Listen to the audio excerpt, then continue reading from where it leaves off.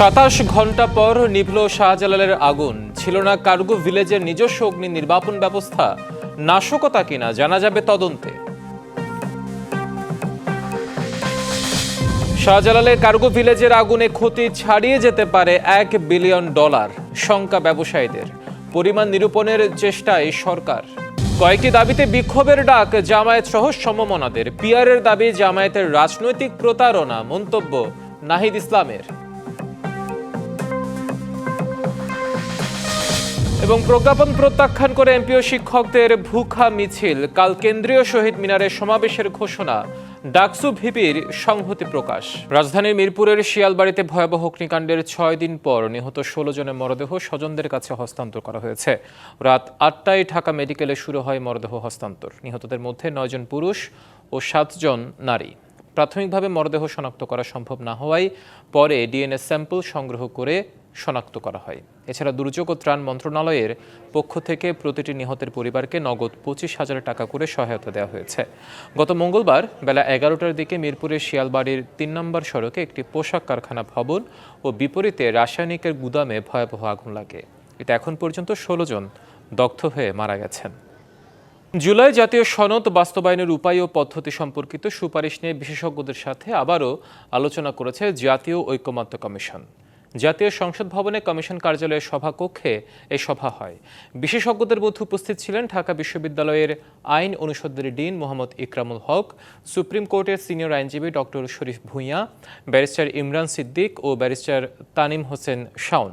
সভায় আলোচিত বিষয়গুলো পর্যালোচনা করা হয়। এতে কমিশনের পক্ষে অংশ নেন সহসভাপতি অধ্যাপক আলী রিয়াজ, সদস্য ডক্টর বদিউল আলম মজুমদার, বিচারপতি মোহাম্মদ এমদাদুল হক, ডক্টর ইফতেখারুজ্জামান ও ডক্টর মোহাম্মদ আইয়ুব মিয়া।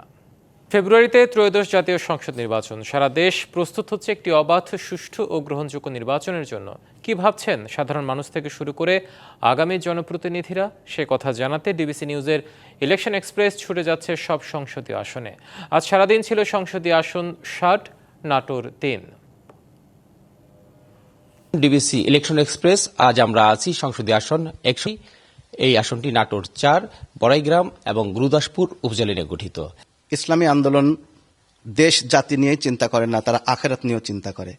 মানুষ যেমন নাকি দেশের মধ্যে শান্তি, সব ধরনের বিপদ আপদ থেকে রক্ষা পাওয়ার জন্য এই ধরনের নিরাপত্তার আশ্বাস দিচ্ছেন এবং ইনশাআল্লাহ কোরআন সুন্নাহ মোতাবেক তার নিরাপত্তা দিয়ে থাকবেন। এই জন্যই মানুষে ইসলামী আন্দোলনকে বেছে নিচ্ছেন। আমি কোনো রাজনৈতিক দলকে ঘাইল করে আঘাত করে কোনো কথা বলি না, কারণ আমি জানি যে আমাকে এখানে নির্বাচিত হতে হলে সমস্ত দলের, সমস্ত মতের, সমস্ত ধর্মের, সকল শ্রেণীর মানুষের ভালো দিতে হবে। আমার ব্যক্তিগত আচরণ এবং আমি আমার সাংগঠনিক সমস্ত দায়িত্বশীল কর্মী ভাইদের যাতে করে নিয়ে যতটুকু আমি কাজ করছি, লিবারেল সমস্ত মানুষের জন্য হয়ে কাজ করছি। এই দলের জন্য শরীরের ঘাম ঝরিয়েছি, রক্ত ঝরিয়েছি, দল করতে গিয়ে মৃত্যুর মুখোমুখি হয়ে দাঁড়িয়েছি। আন্দোলন সংগ্রামে গুরুদাসপুর গ্রামের সর্বস্তরের মানুষের সঙ্গে সম্পৃক্ততা রেখে বিগত দিন 17টা বছর আন্দোলন সংগ্রামে রত ছিলাম। আমি মনে করছি যে আমার প্রিয় নেতা আগামী ত্রয়োদশ জাতীয় সংসদ নির্বাচনেও ধানের শীষের প্রতীক আমাকে তুলে দিবেন ইনশাল্লাহ। এই আমার চলন বিলের পা ফাটা মানুষ সবাই জানে যে এখানে আমরাই নেতৃত্ব দিয়েছি এই ফেসিস্টকে পরিবর্তন করার জন্য, এবং আমাদেরকেই তারা সামনে দেখেছে। সুতরাং এইখানে কিন্তু ওইটা আসবে না, এখানে কিন্তু মানুষ ধানের শীষেই ভোট দেবে। নির্বাচনী প্রচারে যাওয়ার চাইতে সবচেয়ে এখন গুরুত্বপূর্ণ হলো reformation. We want to remake the society, we want to remake the state machinery, state mechanism, and this is very important.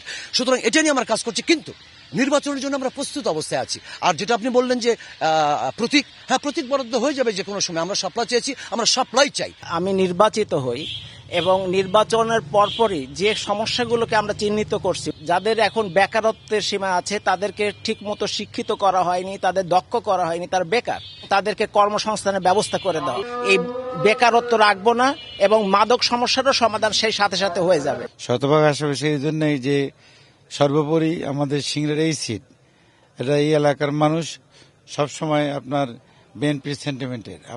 আমি অবশ্যই আমার এই এলাকার অবহেলিত জনগণের জন্য সর্বোপরি এলাকার মধ্যমুক্ত কৃষক, শ্রমিক, মেহনতি জনতার সর্ব এলাকার উন্নয়নের জন্য যা যা করণীয় সেটা আমি করবো ইনশাআল্লাহ। আমরা আগামীকাল থাকব নাটোর সদর আসন এবং রাজশাহী 1 আসনে সে পর্যন্ত সবাই ভালো থাকুন। নারী বিশ্বকাপে সেমিফাইনালে যাওয়ার রেসে টিকে থাকতে বাকি 2 ম্যাচে জিততে হবে টাইগ্রেসদের। বিশ্বকাপের ষষ্ঠ ম্যাচে জ্যোতি ফাহিমাদের প্রতিপক্ষ শ্রীলঙ্কা। মুম্বাইয়ে পাতিল স্টেডিয়ামে ম্যাচ শুরু বেলা 3:30টায়। এ পর্যন্ত বিশ্বকাপে 5 ম্যাচ খেলে মাত্র 1 ম্যাচে জয় পেয়েছে জ্যোতির দল, সেটাও আবার প্রথম ম্যাচে পাকিস্তানের বিপক্ষে, যে পাকিস্তান কিনা এবারের বিশ্বকাপে কোনো ম্যাচেই জয় পায়নি। এদিকে লঙ্কান মেয়েরাও এবারে বিশ্বকাপে এখনও জয়হীন। দুই দলের মুখোমুখি দেখায় পূর্ব পরিসংখ্যান কথা বলছে না বাংলাদেশের পক্ষে। তবে 2023 সালে শেষবার মুখোমুখি হয় দুদল। সেই ম্যাচে প্রতিপক্ষের বিপক্ষে হেরেছিল লাল সবুজের প্রতিনিধিরা। 58 রানে বাংলাদেশের বিপক্ষে জয় তুলে নেয় শ্রীলঙ্কা। তবে প্রতিপক্ষের বিপক্ষে জয় তুলে নিতে বদ্ধপরিকর বাংলাদেশ। বাকি থাকা 2 ম্যাচেই জয় পেলেই সেমি রেসে টিকে থাকবে জ্যোতির দল। ইংলিশ প্রিমিয়ার লিগে শীর্ষে ওঠা হলো না লিভারপুলের। নিজেদের মাঠে ম্যানচেস্টার ইউনাইটেডের কাছে হার 2-1 গোলে ম্যাচের সমতায় ফেরার সুযোগ পেয়েও কাজে লাগাতে পারেনি আর্নে স্লটের শিষ্যরা। ইংলিশ প্রিমিয়ার লিগের হাই ভোল্টেজ ম্যাচে মাঠে নামে লিভারপুল ও ম্যানচেস্টার ইউনাইটেড। গুরুত্বপূর্ণ এই লড়াইয়ে নিজেদের মাঠে ম্যান ইউকে হারিয়ে পয়েন্ট টেবিলের শীর্ষে ওঠার সুযোগ ছিল লিভারপুলের, কিন্তু সে আশায় ঘুরে বাড়ি। উল্টো ড্র করার সুযোগ পেয়েও হাতছাড়া করল অল রেডরা।